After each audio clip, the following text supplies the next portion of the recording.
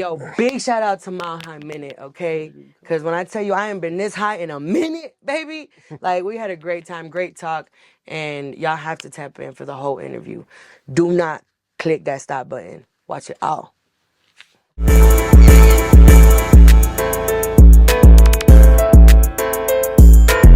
Mile High Minute, #1 blog in the universe. Today we got a very special guest, the lovely IAMLOPEZ. How you doing? Hey, I'm good, man. I'm happy to be here. So happy to be here. Thank you Yeah. for coming on the show all the way from Texas. Yes, Houston, Texas. Houston, Houston. Texas. Okay, well that was gonna be my first question. So you're originally from Houston? Yes, born and raised in Houston, Texas. Okay. Did you Yeah. spend time anywhere else in Texas? I didn't spend time like other and like moving or anywhere. I didn't live in other places. I traveled a lot with my grandparents.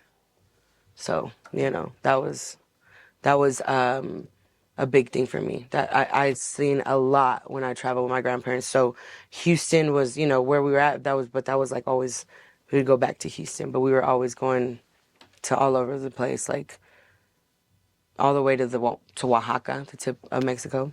Okay. And Canada, all the way up to Canada. Like, I haven't been to the west side of the United States, but I remember driving through, like, the, what is it, that shape that, like, forms, like, a person on the map. All those states.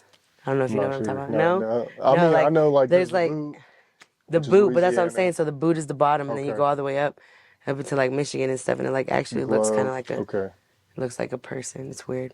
But, yeah, so I'm from Houston, born and raised, traveled a lot.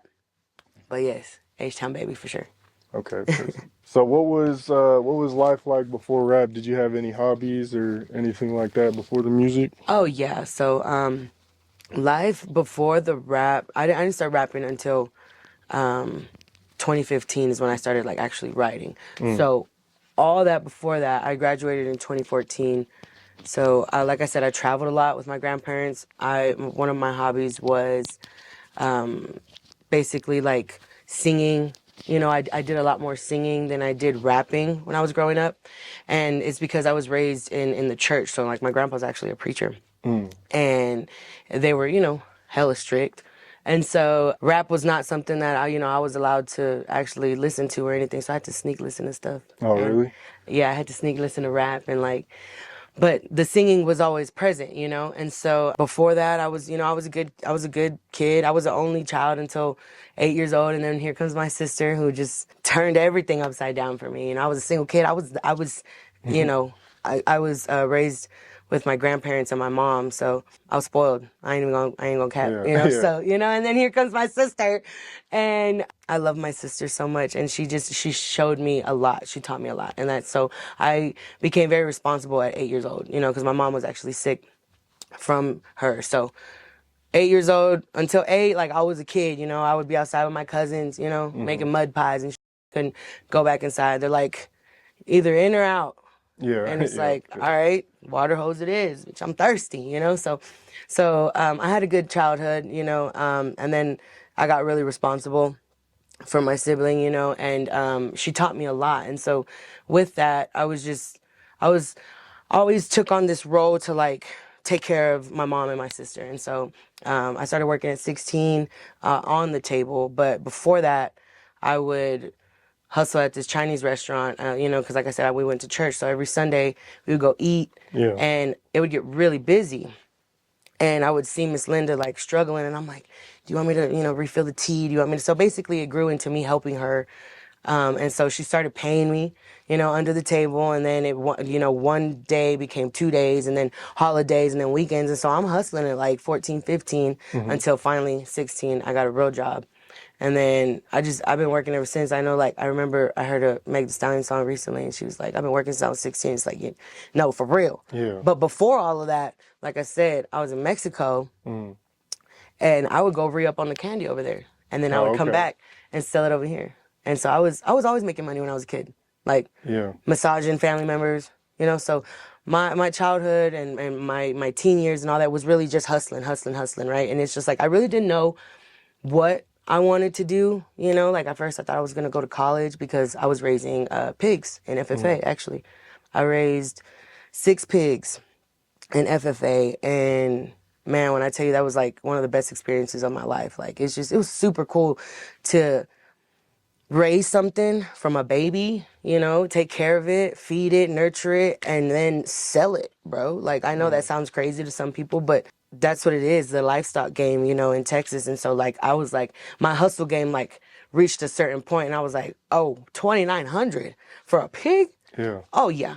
Yeah, we're doing this, you know? And so that's the route I thought, you know, I was going to take. But of course, you know, things happen, different things. And so I got pregnant at 18. And so that was when I'm like sitting with myself and like, what are we doing? You know, like what really are we doing? You know, and I would listen to J. Cole a lot, and so he had this one song, "Wet Dreams." I'm sure y'all know what song that is. And I made a cover to it. I wrote my own lyrics to that song, and it was basically like me telling the world like I was pregnant and like I didn't know what to do, but I was gonna do it. You know, and so I got really good feedback from that, and then I started just practicing more and just, you know, I would listen, like I said, I would have to sneak listen to stuff. So I would listen to a whole bunch of things, a whole bunch of different rappers, Mexican music and all that. And so that's when I finally was like, you know what, actually I probably can rap, you know?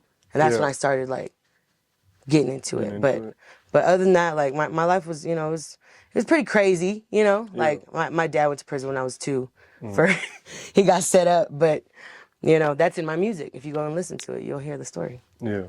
Are they your parents both from Texas as well, or? My mom's from Brownsville, and my dad is from Durango, Mexico. Okay, that's Yeah. dope. So you got it. Is that Yes, where both. you Yes. go back and forth with the candy and stuff? You Well, no, I there? would go with my grandparents, but yeah, okay. but I mean, I do have a lot of family in Mexico too, but yeah, but my grandparents were the ones who were always traveling. Yeah. Because my grandpa was a minister, and so he would like go do like gospel work and stuff like that, and so we'd be like all over the place. Yeah. What's your relationship like now with your parents? Was that kind of hard dealing with him Oh getting yeah. incarcerated? Oh yeah. So when he got locked up, I was 2. I didn't really know nothing. So basically, I remember seeing him in prison. That's when like I would just visit him there, you know, and it was normal for me to get checked, and they would check my diaper or my pull up and stuff, and they would, you know, because you know how I was in prison, you know, and so yeah, it was hella weird. It was, but I didn't know any different really. So it wasn't until things changed that I was like,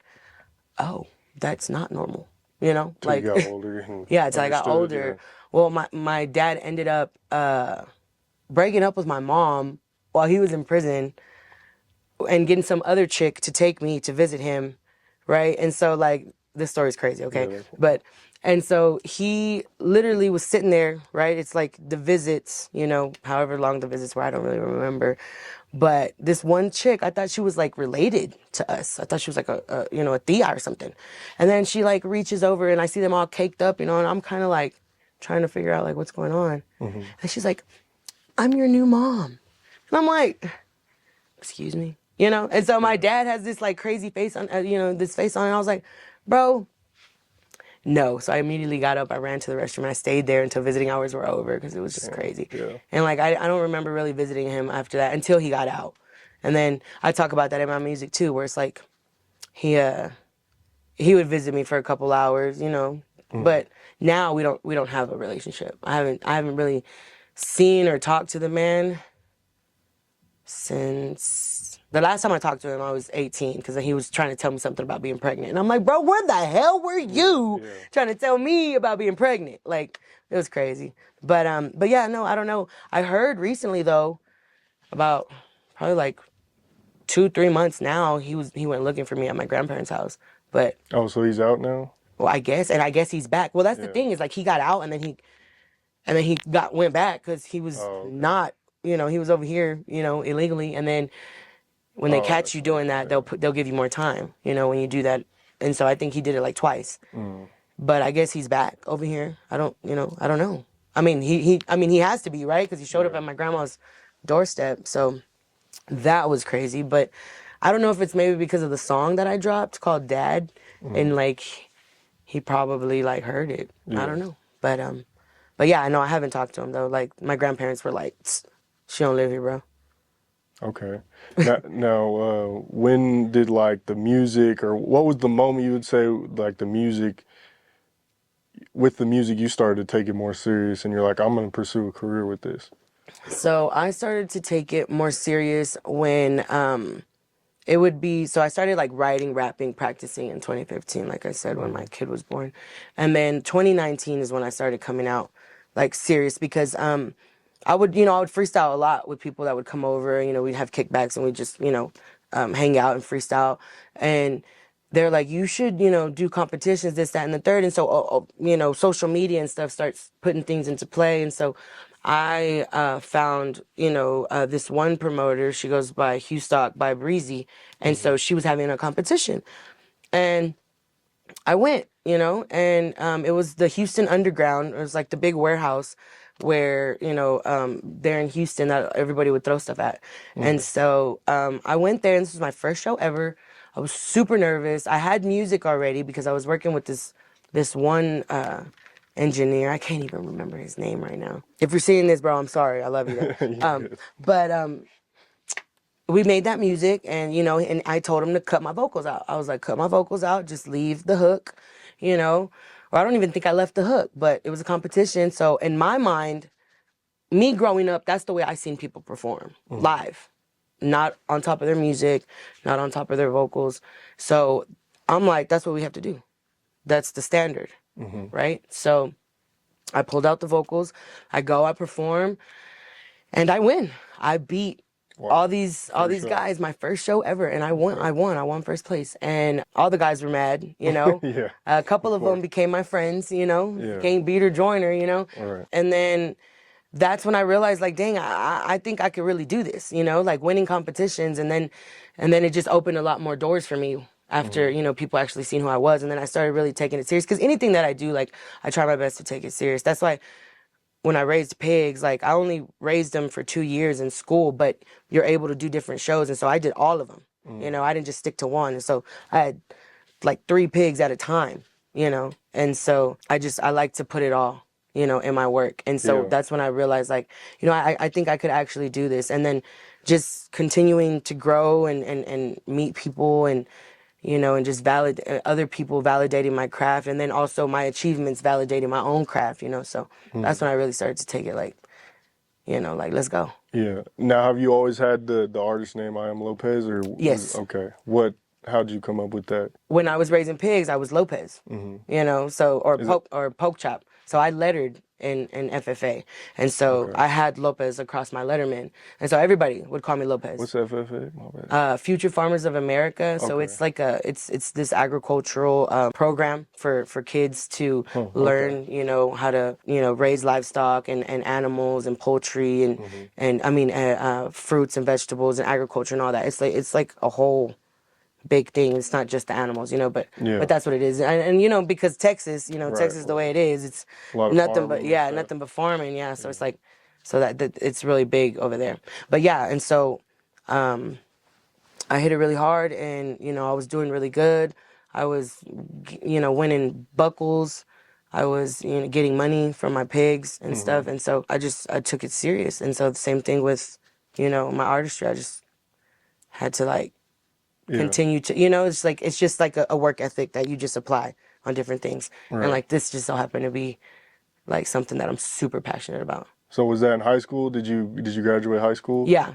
Did you go to college or anything? No, I didn't go to college. I went to a trade school. I went to massage school, and then I was working a full-time job, and I decided to drop out of the massage school and then just work, because then I was pregnant. So it's like, all right, gotta get the money. Right. Okay. Now, you were, correct me if I'm wrong, but you were signed to Dope House at one point. No, I wasn't signed. You weren't signed. Okay. No. No, a lot of people think I was signed, which I can understand, because I was repping them hard. I had their, their merch and everything. Yeah. But really, what happened was I was working for them. So he offered me a position to run his retail store. Yeah. Which is, the Dope House store that they have there in Houston, Texas. And I was like, yeah, I was like, well, I'm making this much, in accounting. This is because that's what I would do. That was one of my trades too. Yeah. I was like, this is how much I'm making in accounting. Can you match that? And he was like, yeah. So that's what it was. I went to work for Dope House. In the first week, you know, everything's cool. And so it's like, he's like laying out the duties. And basically I'm there to work as promoter for the, you know, for the store, restock, you know, all, like everything retail, nothing artist wise, nothing music wise. It wasn't anything like, oh, I want you to come be an artist at Dope House and work the retail store. No, it was strictly retail store. Okay.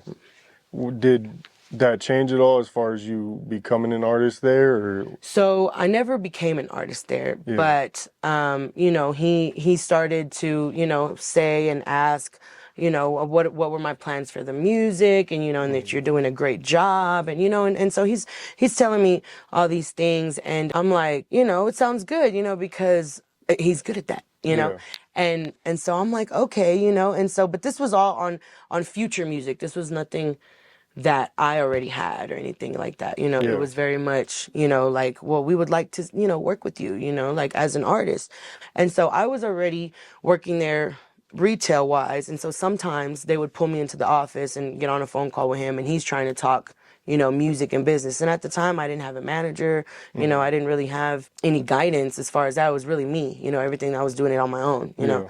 And so yeah, so I feel like he tried to get me as an artist while just paying me as a retail worker. Yeah. Okay. To be honest. What, when you got introduced to working there, like, how do Houston folks look at, you know, him and Dope House Records as a whole? Because I feel like different people have different opinions in different states. It's and like, this is it's true. all over the board. And I'm learning as we're going, because that's where I feel like I was super naive walking in that mug, bro.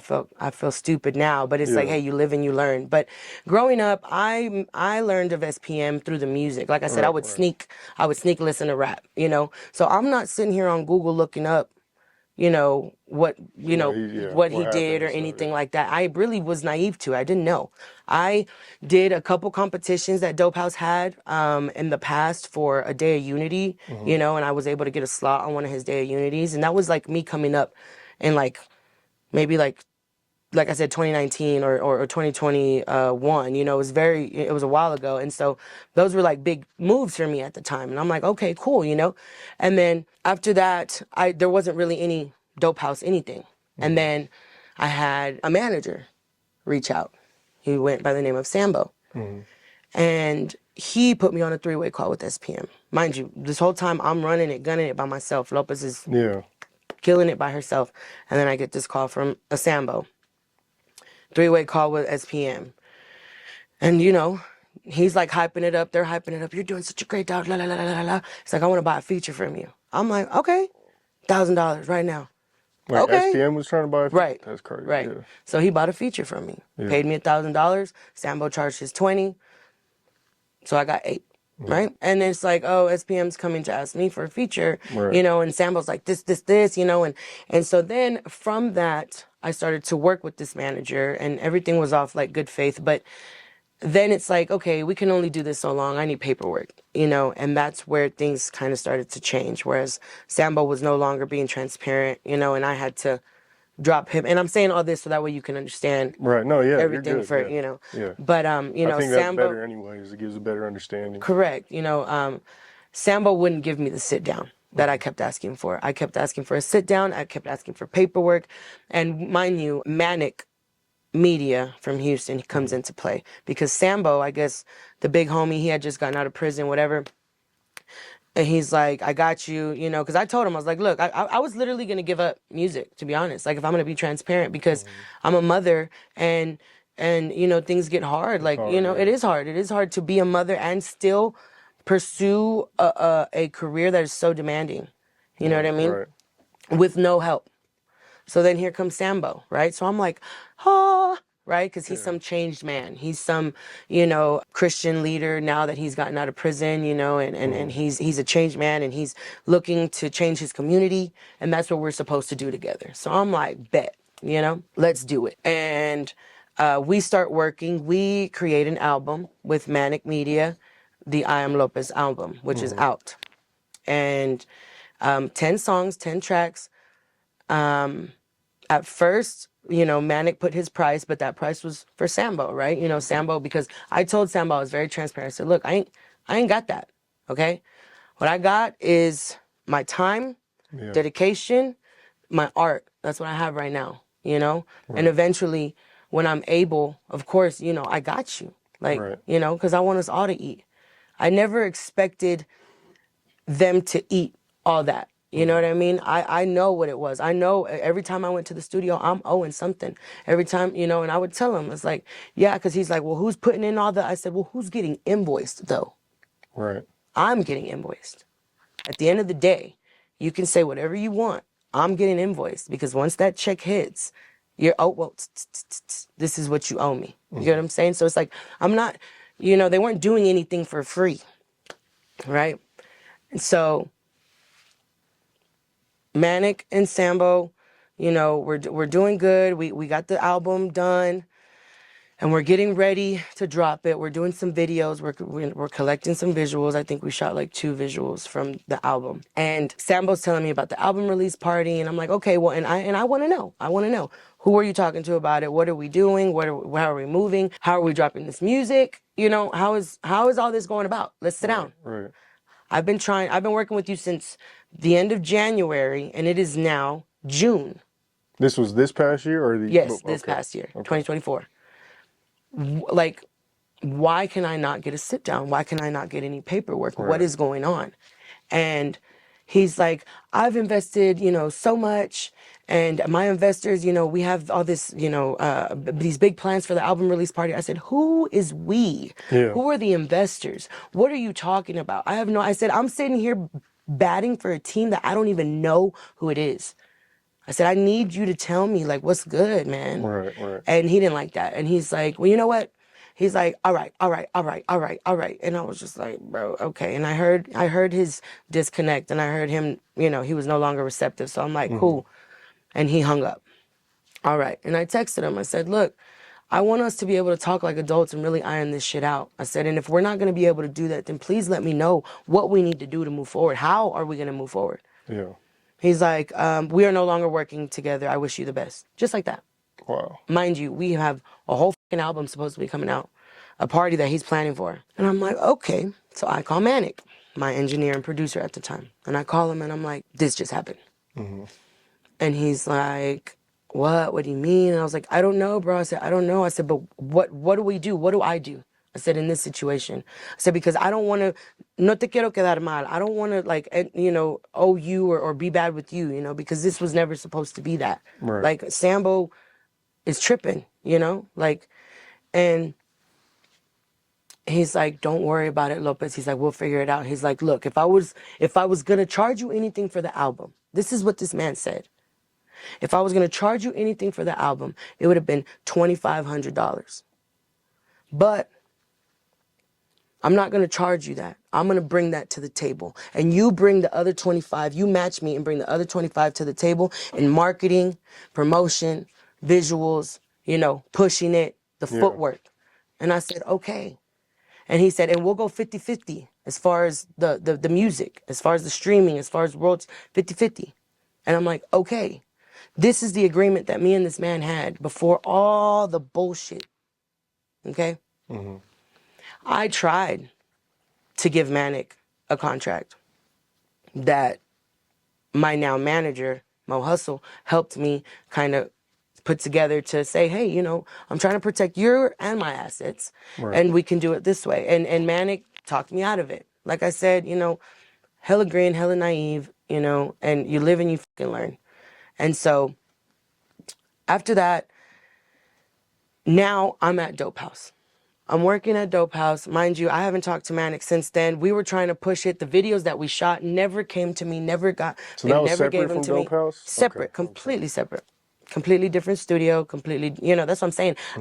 I really didn't have any ties to You were Dope just House. working there and then Well, I hadn't even doing started music. working there yet. Okay. You know, I was making the album first. You know, this is in June. I didn't start working at Dope House until, I believe, the end of October, if not beginning of October, is when I started working at Dope House. And So it's not like you were there for years. no, Okay. I lasted 3 weeks. Yeah. Okay. And we'll get to that. Yeah.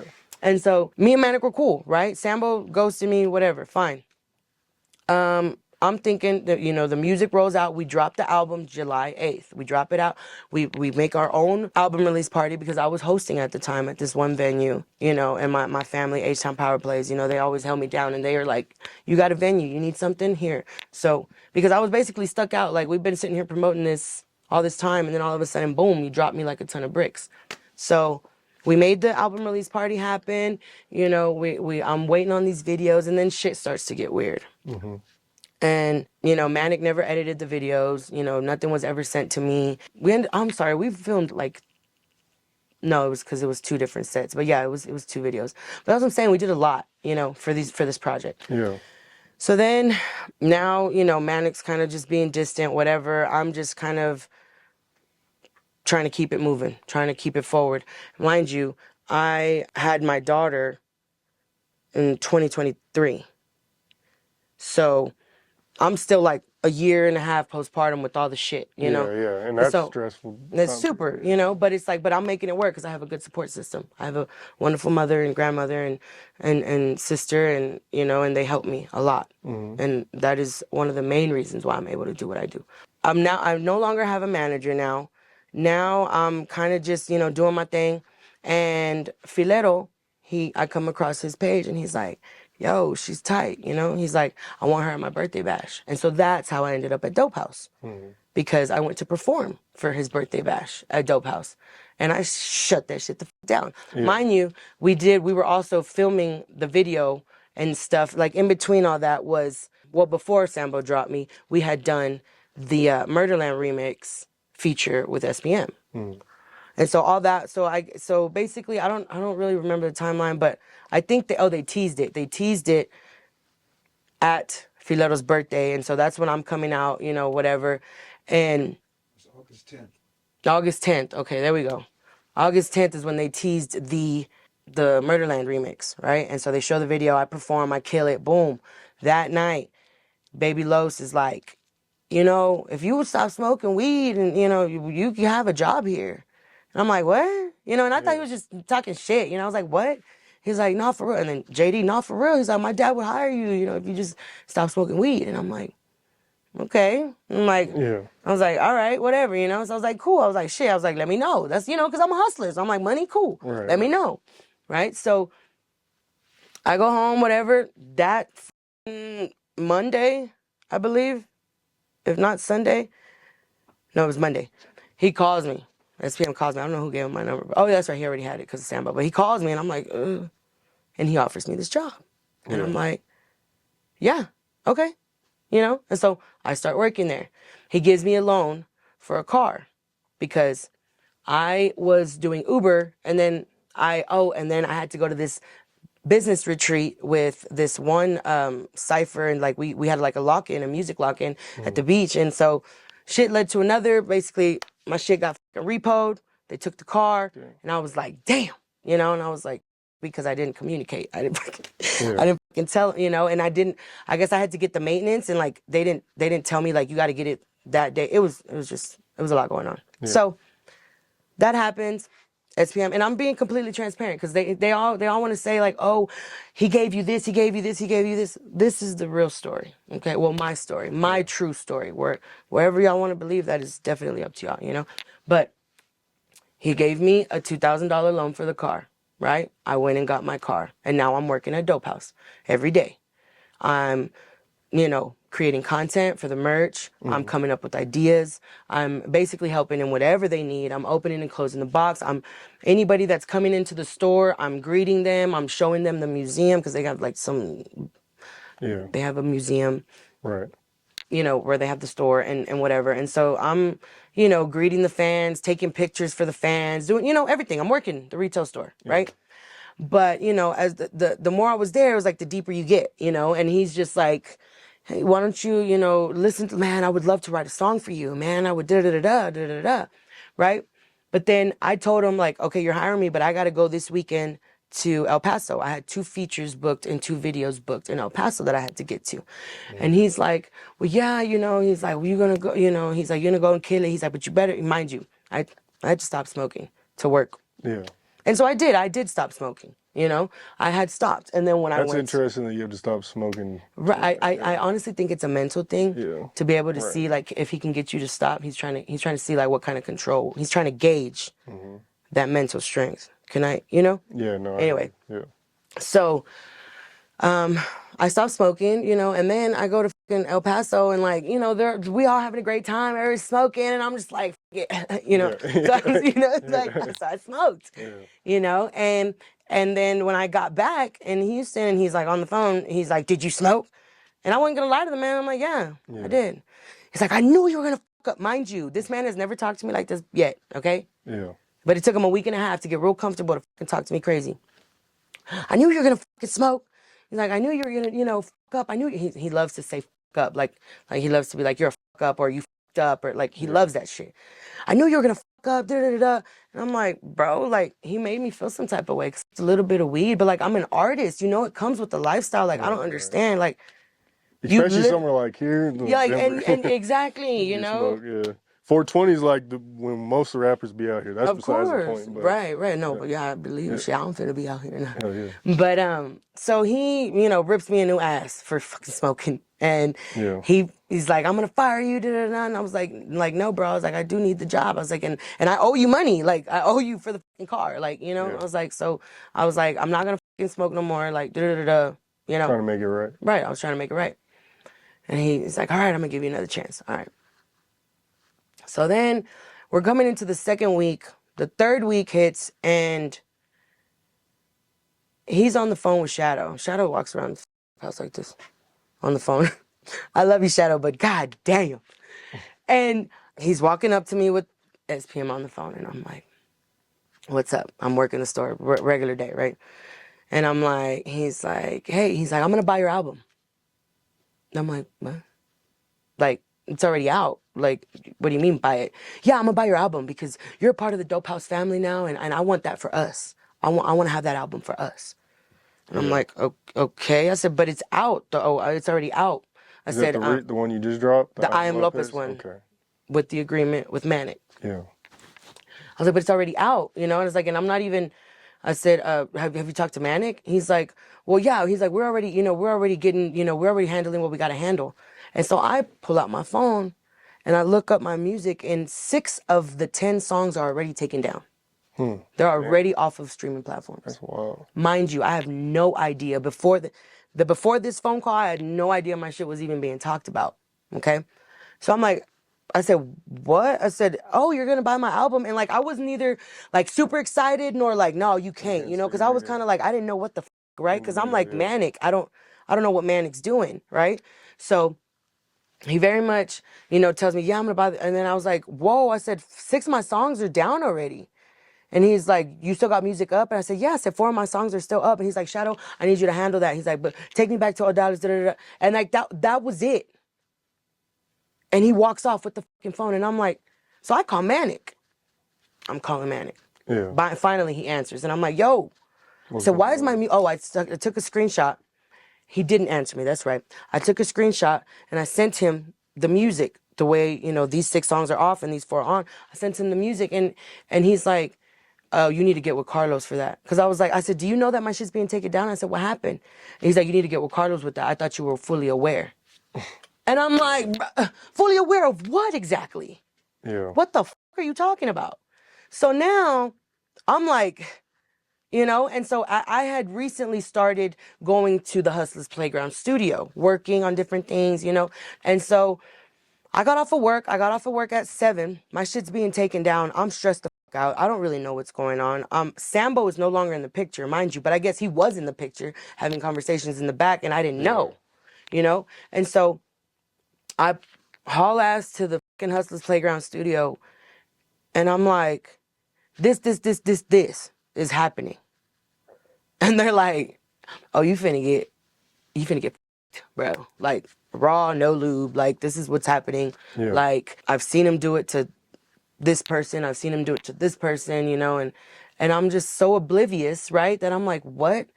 And so I re-uploaded my music that night because I had files. I had my files. Yeah. So I re-uploaded that music. And I told before I left that night, or the next day. I don't know which day it was. I don't remember if it was the day before that day when I couldn't get a hold of Manic, or no, it was the next day after I reloaded it. Obviously, I can't call SPM and be like, hey, I re-uploaded my music. Yeah. Right? So that next morning, as soon as I get to work, I go and I talk to Odalis, and I'm like, I re-uploaded my music. She's like, oh, really? She's like, oh, okay. You know, she didn't say nothing wrong about it or anything. She's like, oh, okay, I'll let Carlos know. Bet. Right? Then that's when everything switched. And she's like, no, Carlos said you have to take it down. You know, like a little bit later, so you have to take it down. And I'm like, what are you talking about? And then, Why? and I'm like, what? And then she's like, no, you have to take it down. And but like, she wasn't like super adamant about it. She wasn't like, you know, like forcing me. She was just telling me like, no, you should take it down. Carlos is telling you to take it down. I'm like, okay, but I'm not. Because I don't know like why I have to, but I'm not. And so then I guess there were, shadows running around. He's like trying to get, you know, a phone call from Manic and all this shit. And so then finally, SPM gets back on the phone with me. And he's like, do you own your album or not? And I'm like, me and Manic, and that's when I told him what the deal was. Yeah. 2,500, 2,500, 50, 50, 50. And he's like, well, Sambo and Manic are under the impression that they own the album, and they're sitting here charging me 10 racks for the album. And I'm like, well, like, I'm not charging you 10 racks for the album, and I don't know why the he's trying to sell this album after it's already been dropped. But I'm like, oh, they're trying to hit a lick. Right. You know? They see me over there with Dope House now. They're like, oh, well, you know? Right. And so, and I was just collateral damage. I was just like, they didn't give a enough to invite me to the table to talk to me about my own album. They got paid all this money. He didn't give them 10 racks, right? Because, okay, so all this shit. So now let me reverse. He's on the phone with me. He's like, so who owns the album? I tell him the deal. And he's like, hold on. He's like, well, I need to talk to Samuel. He's like, I don't know. Because if that's the way it is, then I'm not even going to buy the deal. Buy the album. I said, I don't know why they're trying to sell it to you. Yeah. You know? And so he gets off the phone, whatever. It's 7 o'clock comes around. It's time for me to get off. I get off of work. I go to the studio. I'm at the studio. It's probably like 8, almost 9. I get a phone call. Is this like still August? September? It's probably October. Okay. Or if not, the end of September. You know? Yeah, at the studio. And I get a call. And I have his number saved, right? So I say, okay, so I answer it. And when I tell you, I've never been talked to like this in my fucking life, okay? Not my grandpa, not my mother, not my grandma, not my ex, nobody, okay? This man, you need to take that fucking album down right now. You just caused a war between one of the deadliest Tango Blast members in Houston and Dope House Records, and he's going off. And mind you, I'm in shock. I'm like, hello? Who the are you talking to, bro? Like, you know, and so we start going at it. It's like a fucking yelling match. I'm like, I'm sitting here like, how am I causing a war? I thought this man was a changed man. How is he even back in the picture? How did I start the war between you, him, and Dope House? I don't understand. He's like, people, exactly. It's just a part of his fucking game. It was one of his 3 scare tactics, okay? Or tactics that he uses. Because I got 3 phone calls that night. The first one, he's going off. And I'm like, okay, 29 minutes in, I hang up. So I'm like, you got me messed up. Like, I wasn't going to let that 30-minute hit because it's like, I got time. Yeah. I got time. Yeah. You don't. So then he calls me again. And then he's like completely chill, different, you know. And he's like, you know, I'm not going to let, you know, these guys come in between us. You know, he's like, I'm going to have to, that's the third call. The second call is he's like, look, I know, you know, you were working with Sambo, but they need to get paid. You basically stole the album. I said, no, I didn't. I said, now that the album is up, everyone can get what they deserve. I'm not giving Manic any of his part. I said, we already had our agreement. Y'all were trying to steal from me. And he was like, no. It's your music at the end of the day. Like, at the end of the day. You know, I was like, y'all were trying to steal from me. I said, you're trying to sit here and buy my album. And then you're telling me that every song on the album needs some type of changing, needs some type of rewrite or something. I said, so not only do you want my music, you want my fucking writers too. You want a percentage of that too. I said, no. And he's like, you know, and he's like, well, you know what? Don't even worry about it. He fired me, right? He fired me, obviously. He's like, you know, it's not safe at Dope House right now, and I don't want you to come to Dope House. I don't think you should be at Dope House. You know, we're taking precautions. And I said, okay, so is everybody not going to Dope House, or am I just not going to Dope House? And he's like, just you. I said, so then you're firing me. You don't want me to come to work tomorrow. Is that what you're telling me? Well, I'm not firing you. I said, no. I said, tell me what it is. Is it safe or not at Dope House? I said, if it's not safe, then why is everybody else at work? If it's not safe. He fired me. And then, you know, in that phone call, and he's telling me, he's like, don't worry about the $2,000 for the car. He's like, don't worry about it. I'm going to pay them the $8,000 for the album, and you get to keep your album. That's what he's telling me. Wow. And I'm like, okay. I said, but what, you know, like, what is it? What's the catch? Like, you know, I'm like, you know, I said, now, I said, I wish you would have really reconsidered, you know, going behind my back and actually sitting me at the table, dude. I said, Carlos, why couldn't you just sit me at the table for my own music and my own project, you know, instead of trying to steal it from me? I said, and now you want me to be grateful that you're giving me things when you weren't going to give me shit. Nothing. Right. Y'all were going to get 10 racks. But then I guess he talked them down to 8. And then, you know, the car. But I mean, I was already paying, from my checks, I was already paying him back for the car, you know, and I had no issue paying him back for the car, you know, even after, like, but I was like, okay, you just fired me. So it's like, so how am I going to pay this back for the car, you know? And so then he's, you know, and so he's like, I guess he was waiting for a thank you or whatever in that conversation. And I was just like, okay, Carlos, like, I said, I really wish it would have went a different route. I really wish you would have considered me a business woman and an artist, a real artist, and not someone that you could have tried to screw over. I said, but if you have any work in the future that you, and mind you, this is on the second phone call. If you had any work in the future that you would like to do, you know, and you would like to pay me for my services and we can write up paperwork and stuff, I said, then yeah, we can do that. Okay, you know, I wish you the best, la la la la la. And mind you, he had paid me to perform at the Day of Unity. And he's like, you don't have to perform at the Day of Unity. Don't worry about it. I said, no. I said, I signed the contract. If I need to be there, let me know. He said, rip the contract up. You don't need to be there. Okay. That was that call. We go out, come back. I get another call. It's like almost 12. It's like 11:30 something. He's like, hey. And I'm like, hey. I'm like, what are you doing on my phone? Mind you, I'm like probably 2-3 tequila shots in at this point. So I'm like, what are you doing on my phone, bro? I said, is it 11 something? I said, you're still allowed to talk on the phone? Don't you know who I am? And I'm just like, you know, he was flirting with me. Like, dead ass. Like, I'm gonna just call it for what it was, you know? And he's like, no, mama, you know, like, I don't want to let these guys get in between us. I don't want to let them fuck up a good thing, you know, what we got going on, you know, and he's like, and so, like, I'm really reconsidering. He's like, you know, what we got to do is we got to get the album, you know, back in Dope House, but, you know, you're going to be working with us. And it's like 55-45, you know, and you still get your album, you still get part of your album. And I said, oh, I get 55 and you get 45. He said, no. I get 55, you get 45. I said, for what? Yeah. I said, why? I said, why? He's like, no, well, I need majority. And I'm like, bro, why? Right? So in this phone call, we're arguing the whole time, like, no, bro, you're not getting. And I said, really, I don't have to give you none of it. I said, I really don't. I said, you're sitting here playing with me, offering me crumbs when they just got 8 racks and I'm sitting here looking dumb, jobless. The fuck? And so he was like, well, just come to work tomorrow and we'll figure it all out. And he's like, just come to work. So he gave me my job back. I'm telling you, I got fired 3 times, like twice or 3. I don't even remember, in like a matter of 2 days. So then I go back to work that next day just to get called into the office to get fired again, you know, over some other shit. Basically, like, he just doesn't think it's working out, you know, but we could still work as music, that I could still go to the studio and be there whenever I wanted if I just wanted to work on music.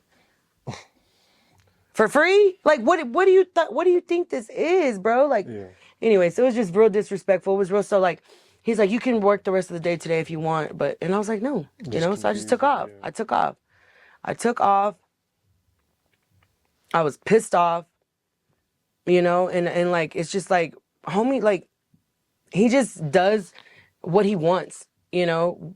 by throwing his name around, by throwing his money around, he feels like he can just buy people, you know, and treat people however he wants. And so that's where he met a lesson with Lopez, because it's like I was actually willing, because I didn't know about a lot of the shit that now I do know about. And now it's like, it's forever a dope house a deal. It's forever. I will never in my life work over there again. Never. I got 4 daughters. And that's all I'm gonna say on that. But Oh, that's real. you know, but it's like I was in that motherfucker. You get what I'm saying? I was in there. Yeah. Where he's sitting here with the cameras that are watching them and recording them. He records visual and audio in his whole dope house. Like, this man is sick, okay? In so many different ways. And that's where it's like I had what I thought was a genuine relationship with his daughter. But, you know, shit happens the way it happens. We fell out, you know, and now it's like Joan of Arc, January 6th, I dropped a song and it's like a dope house a deal, obviously. That was you know. this. Yeah, and see, the time when I was working there, she had gotten fired. His own daughter. His own daughter, yes. That's what I'm telling you. Like, this man is... It's sad to see her sitting there just reading off a paper for him, because that Like, man don't care about his family. You know, he's used them as pawns for a long time. And it took me 3 weeks to figure that shit out. And now I'm still dealing with the repercussions of it. But if he thought I wasn't going to tell the story, if he thought I was going to be quiet, then he's obviously mistaken, you know? And what's crazy is that I dropped Joan of Arc on the 6th because that is Joan of Arc's birthday. And I had no idea that his denial would come out a week later. That was gonna be my next question, because even in the interview I did with Young Dom, shout out to Young Dom. Yeah. Now I'm getting all these new comments because of what happened. What was your opinion on that? I knew he wasn't getting out. I felt it in my heart. I mean, you know, it's like... Because it seemed like everyone was like, oh, he's getting out. Well, that's what that's how they can sell it. You get what I'm saying? If they can keep the hope of the Dope House fans alive for him to ever come out, then that's what they're going to do. They're going to capitalize on it completely in so many different ways. And they're going to paint it like it's brown unity, like it's Raza unity, you know? Right. But really, you're just leeching off your own people. He wants to talk about the way she said, you know, oh, we're for the youth and this, that, and the innocence program and da-da-da-da. Okay, well then, if you're so worried about all that, then why do you continue to push your drug music? Why do you continue to push your gang violence music? Why do you continue, if you're really so worried about the youth, when really the youth is a huge part of his fan base, you know? Yeah. So it's like really, you're full of shit, bro. Because you ain't come out with anything else positive. It's still, if you listen to the Murderland track, it's still the same shit he's talking about. It's still the same, you know what I mean? It's just 40 bars long this time. Yeah. You know? But that's what I'm saying. Like, and that's why I'm so passionate about me telling my story, because a lot of them have me so messed up. They didn't know me from the jump. And Carly got to know me in a way to where we did get close, you know? But that's his daughter. Yeah. You know, and I'm not going to expect her to cut for anybody else within her family. Right. You know, and I just distance myself because the divide is only getting bigger between me and Dope House, because like I said, I will never be back over there. And and I don't support Dope House. Because for too long they have been a huge gatekeeper for a lot of Latinos. Right. They have been a huge gatekeeper in a lot of, like, people getting over, you know? And it's just like, a lot of people don't talk about it. A lot of people don't say anything. Right. But the artist that I am, the person that I am, other than the music, other than the artist, if all the music ended tomorrow, I would be good. You get what I'm saying? Like, I love my music and I love my craft. Yeah. But right is right, wrong is wrong. And like, I'm not going to sit here and turn a blind eye for you trying to screw me, for one, and then sitting here and pushing an agenda that is not true. Yeah. You know, like, you're pushing this agenda across, you know, so many places. Like, I would get hate for being at Dope House while I was there. And that's when I was like, whoa, like, It made you kind of... It made me realize, like, wait, what's going on? But there was people that were close to him, people in the Dope House, or artists that were, you know, or had been, where they're telling me, like, well, no, this is what happened. This is actually what happened. We were here when he would get the calls, and, you know, and all this shit, you know, and, you know, they sent Shadow right at the beginning to sit here and tell me all the story that they've been selling this whole time, just so his daughter can come and tell me the complete opposite. Yeah. You get what I'm saying? Oh, shit. So it's like, no, I refuse. I refuse for you to sit here and play with me, sit here and talk mess, just like you can do interviews and you can come out and speak to the people, so can I. Right. You know? And this time it's like Joan of Arc is not someone lightly. No, she took on people for real. Okay? Well, yeah. I respect you just being transparent, you know. Yeah. It's hard in the industry to It's super hard. be That's why when he came out retaliating towards me, he was like, "Oh, she's broke. She's a bitch." She's like, "Yeah, bro, I got 4 kids. I mean, I'm not broke. My spirit is never broke. I got bills. I got big bills. I got kids." Right. Yeah. Right. So, struggling maybe, broke never. You know? But that's what I'm saying. He tries to send that life raft. Yeah. You know? Just so he can put you in the of, fucking Shark Tank. Yeah. Yeah, it's from my perspective, once I at first I was like, okay, music's dope, okay, maybe the story might not be true, but then once I started looking into it more, it kind of made me realize, like, yeah, we can't really And it's like there's a huge target on my back regardless. Like when I started working with Dope House, there was a huge target on my back because it's like everyone that doesn't with Dope House, right? And this was before I knew all the shit that I know now, right? And then the other side of it, all the crazy ass Dope House fans. I'm sorry, you guys, but y'all are out of there. Either all the way supporting him or all the way against him. There's there's no in between, you know? And so it's like, I got to target either way, but it's like, you know what? I'm going to wear that. I'm going to wear this armor and I'm going to wear that. Why? Because I'm speaking my truth. And after this, I'm not speaking on nothing else when it comes to Dope House. Yeah. I'm not. Why? Because like Carly said in her interview or in her little video, the haters keep our name alive. Yeah. You're right. Right. So I'm finna kill it. I've seen that. You know what I'm saying? Well, yeah, I appreciate it too, because I was seeing the comments and I'm like, you know, of course you're going to get people that are like huge fans of him that are going to be like, oh, now that she's not working with them anymore, it's like. Because they don't know the story, right? They know what Dope House, I know. Really? Yeah, of course. I mean, any statements that are given out at Dope House have like 2 to 3 business days of like approval before they come out. Like, there's no such thing as no, everything is scripted, everything. Yeah. So, but you know, it's just like it's a sad truth that raza fights raza a lot. You know, Mexicans fight Mexicans a lot. I feel like it's every race to a certain right. Or maybe it's just like a crab bucket mentality. Maybe it has nothing to do with race. Maybe it's just that's who's around me, right? Because we're all Latinos or whatever, and so they want you doing good, but not better than them. Right. You know. And when he realized I couldn't be used as a pawn, because he was like,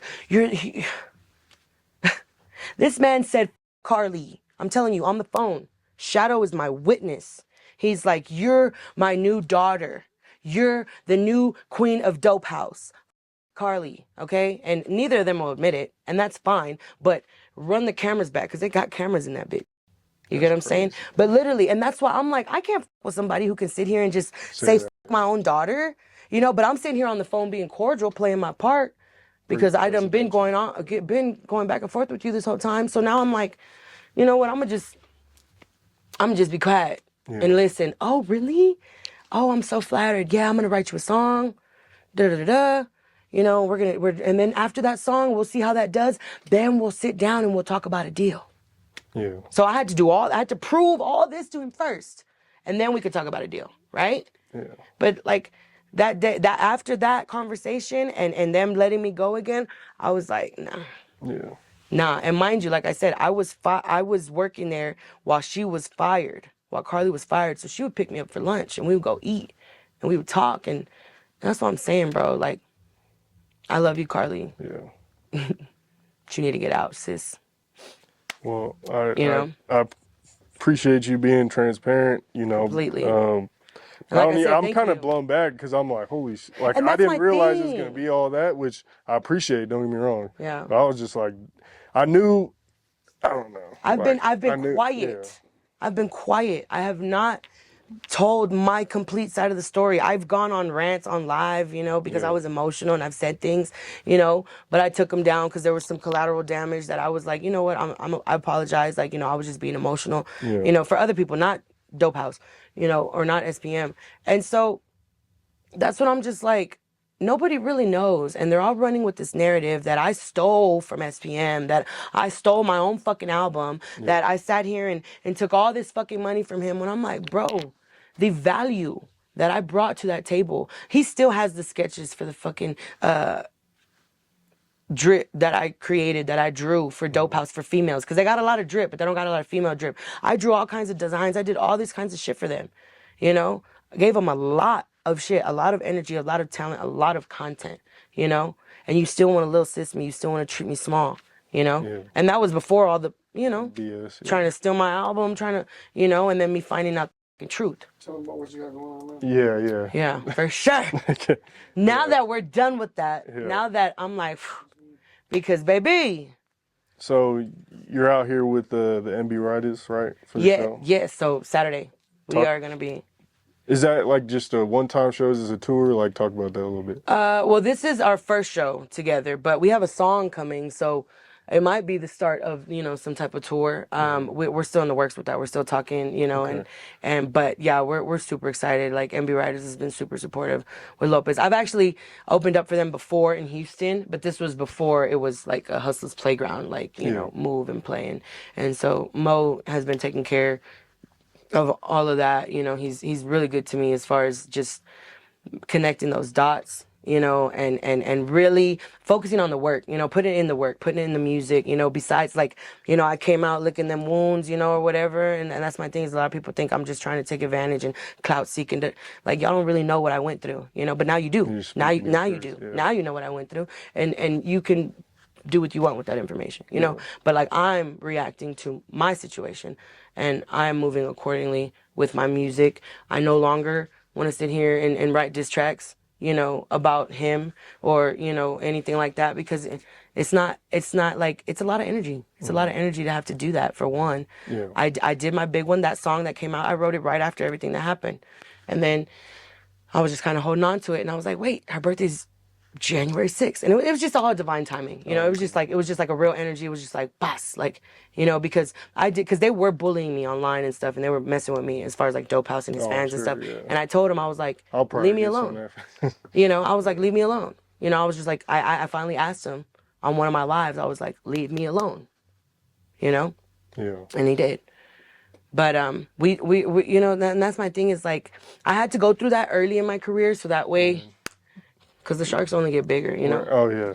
You know what I mean? It don't stop. It don't stop. But now it's like, bitch, I got a little bit of armor on. The fucking layer of skin done thickened about 10. Right. You know what I mean? It's like, I got a good team now, you know? And I'm putting in the music. I got a lot of good things coming. I'm dropping something. Yeah, what's on the way? I got something on February 3rd. It's called I Got You. Okay. And it's a single that I got coming with Catra. He's a producer. Me and Filero got some things that we're working on still, you know, but we're chilling and being still as far as like what it is, the sound, you know, because like we're experimenting a lot with different things. I have a corrido tumbao that I've had for a long time, actually. I've had it for a while now, and everyone that I show it to is like, why the f don't you drop that shit? Like, why have you held on to it so long? And it's because I feel like I have this like strong, or I used to, right? Because now I'm ready. But I used to have this insecurity of like my voice and like me singing, you know, because it was never validated as a child, right? Like, you know, my grandparents would hear me sing and shit, but it was very much for the church, you know? Yeah. And so, and you know, so it was never that. But then, you know, me and my career, me working with other people, other artists, I've learned to open up my voice more, sing more, do more with my voice, and not just rap, you know? Rapping is good though, but yeah, thank you, I respect you. it though. I It was very lyrical and just like, thank you. You usually don't get that, you know what I'm saying? So yeah, you don't, and it makes sense with the J. Cole inspiration stuff too. Yeah, for sure. But it's still your own like unique sound and thank you. Stuff. And it's because I got that twist of all that Mexican shit too. You know, it's like I have all these like old school melodies, you know, from back in the day, and then you know, hip hop. Yeah. You know, and so, and I just love it. I love the energy. I love to, you know, and everybody's always talking shit. They're always drawing my face. Well, these certain people are always drawing my face all crazy. And it's like, I don't care. I don't care what I look like. You know, why? Because you're going to feel me. You're going to remember. You can hear it. Yeah. You know, you're going to remember that, that grit. Yeah. You're going to be like, damn, bro, she was sweating on stage, bro. Fucking lashes came off. Like, she was going hard. Yeah, like, when I get on stage, like, when I get on stage, they're like, bro, you hard. It's either you hard or, bro, you got that energy. Like it's No, all, for it's, sure, yeah. you know, like those are like my first two coming off stage. And I love that because I feed off of the crowd. I feed off of the people. Like I think that's so important for us to actually feel something, not just be standing on stage flexing our chains and our grills and shaking our ass and showing our titties. It's like, Something make different. people feel something. I can go to the strip club, see some ass and titties, you know? Right. I can go to the jeweler and see some grills, you know? Where's the entertainment? Where's the music? No, yeah, Where's the definitely substance? entertaining, yeah. You know? Yeah. Let's entertain people. Right. Are you entertained yet? Yeah. Shout out Tilo. The food community list, I seen food community posts saying, like, should Lopez have been on the list and whoop-de-bam. What's your opinion on that list? That list was fucking whack as because first of all, I'm sorry. First of all, they only had one female rapper on there. Hey, shout out food community, though. But yeah. Shout out Food Community, because the very first post that they ever fucking posted me on, Was the diss? it was around my birthday. Okay. And they gave me a deal, okay? Because they were like, it's $200. And I was still coming up, right? Yeah. Like, they gave me a deal. It's like, all right, 100, it's your birthday. All right, so I paid $100, went viral, right? Then later, now they showed me love. They posted me on their own, and everybody's like, how much did you pay? It's like, joke's on you, bro. I didn't have to pay this time. yeah, Like, you know, yeah. it's a great feeling. But yeah, like, and of course it's the, you know, it's you know, it's the West Coast, it's Texas, it's all It's in always between. that, yeah, It's yeah. all in between. So it's like everybody has their opinion. You know, I'm not everybody's cup of tea. You know, a lot of the foods on the West Coast are crazy. No, yeah, you know, they yeah. love the torta. They love, you know, to call me a torta or a tia or whatever. You know, and so food community, you know, I went viral for the first time for that. And it was like, you know, tia torta, you know, the tortanator, like, you know, the torta boss, and I'm just like rolling in the comments, like, But because that's I good, though, loved because you're it. getting a reaction. I loved it. The like, last thing you want is, like, no one commenting nothing. no, like, my thing is like, you know, like they talk about my image and my figure and whatever. And it's like, bro, like I'm well aware how big I am when I lay down and when I get back up in the morning and at night. Okay. And I'm well aware how I eat, how I look, how I feel. And anything that y'all say online is cool. Like, do that. You're doing me a favor. You know what I'm saying? You really are. Yeah. You know, it's like everybody loves tortas. Yeah. I'm like I don't like. Okay, so what? Oh, she's a torta. Okay, but you didn't say I can't rap, bitch. Yeah. So what? Let me go get this mother gym membership. Let me actually have time to focus on what it is as the vessel. You know, Right. Cause like, you know, and being a mom and all this shit. And that's my thing, is like, I'm losing my baby weight still, bro. Like, I just had a baby. These motherfuckers was pulling the damn baby pictures, or not the baby pictures, but my pregnancy pictures. Yeah. I had posted a freestyle on June 27th. They pulled the picture off, bro, and put it on like this thing, and they're just going ham with this pregnancy picture. I was like, bro, I was pregnant, cuz. Like, yeah, I was big. Still was big, still is big, but still can pull, baby. What's wrong with you? Yeah. Like, You good. Yeah. it's like y'all act like y'all are stopping I respect something. the authenticity. Oh, a lot of thank people you. be, you know, they Man, trying to. when I tell you my grandparents, well, not my well, yeah, both of them, and my family. Like I was raised in a typical Mexican household, and when I tell you Mexicans can roast Yeah. a motherfucker, okay? Like I was getting roasted all the time. They started calling me Poke Chop at like 8 or 9 because one of my tios was like, Poke Chop, come here, and I'm like, what? Yo, come here, and it stuck. Everybody. Poke chop, poke chop, poke chop. And at first, I was like, everybody's calling me fat because I was the fat cousin, you know? And at first, everybody was calling me fat. And I was just like, you know, I felt some way about it. But then I'm like, bro, they all love me. Yeah. You know how many times they call Poke Chop? They're all looking for me. Yeah. Whether they think I'm a big back or not, they want me in their presence. Right. You know what I mean? And so I embraced it. I got this shit on my letterman. It says Lopez, and then it says Poke Chop, you know, because that's me. And, you know, my tío gave me that. And now it's something true and dear to me. And it's like, go ahead. What'd you think about the list, though, as far as, like, who was on it? You know, obviously you had OT and D-Baby top 2. And then you had like Peso, and Lefty was 11th, and Lefty kind of had it. He had his feelings about it. I mean, I can understand why he feels like that, because he's going viral with Kendrick right now. He's on the radio, you know. He's getting the spins and the streams, and you know, you top right now. And I feel like that list was just hater. We might because be with him in the studio soon. No, dead ass. Sure. But like, I feel like it was just a hater move, because for one, they only put one female artist on it, and it was Reverie. And no shots to Reverie or anything. Jenny wasn't on there, 6ix9ine. I don't know. I didn't see her. Was she? I don't know. That's what I'm saying. Not her, not Snow. Yeah, Snow. Hello? You know, but Snow's an OG. Snow don't need to be on none of them lists. She got her own fucking lane, her own shit. Like, For she sure. in her own thing, you know? But Those yeah. lists are hard. They're hard, yeah. But yeah. They're good, but they're just tough because it's like there's so many different factors and they're all different. Half of them I didn't know who the they were, you know? Right, yeah. But it's because they're probably from the West Coast and I'm from Texas, you know? But, you know, that's not no knock on them. I just didn't know who you were, you know? But but if you're like not including me on the list at all, you know, it's like, damn. Yeah, like, damn. Yeah, there were. You listening? There should have been. Look at me. You listening, bitch? What are you talking about? Yeah. Not even 50? 49? Right. I know it's because I don't have a lot of followers, probably. Yeah. Or because I don't pay for my streams. Or because I don't pay for my followers. Or because it doesn't look a certain way over here. Because I'm not dripped up from, you know, because I'm walking around with a fucking unakite stone instead of fucking grills and goddamn big chains. You know what I mean? There, though. You'll be there. Yeah, but I mean, it's the skill. Fact. Yeah, and before I get big chains, I'm gonna drip my kids out. Like I'm not. I was at a shoe store and I was like, I bought myself a pair of J's, but I was like, the rule is if I buy myself, so I gotta buy myself a pair of shoes. That's what I'm saying. Like, how am I gonna be walking around all covered head to toe, dripped up, and then, you know, and my kids looking, you know, different from me. You know, I'm like, no, we're not doing that. But yeah, the list was whack. Food community, shout out to food community. I still fuck with y'all heavy. You know, y'all making a bitch go viral, even though sometimes the context is, you know, a little derogatory sometimes, whatever. But you know, it's for the views and the comments and the. I get it. I get it too. Sometimes like some people's music will get more play on Mile High Minute than someone who's like, I don't know how to explain it, but you probably get someone who's more entertaining, no matter how it is, good or bad. That's gonna get more traction than sometimes someone who sounds good, but it's kind of boring. It's kind of, you know what I'm saying? Yeah. So shout out food community. And shout out the West, cause we coming, baby. Yeah. What's the? I don't know. Like it seems like Texas and Cali are cool, but there's like this low key rivalry. I feel like with the. I heard about it.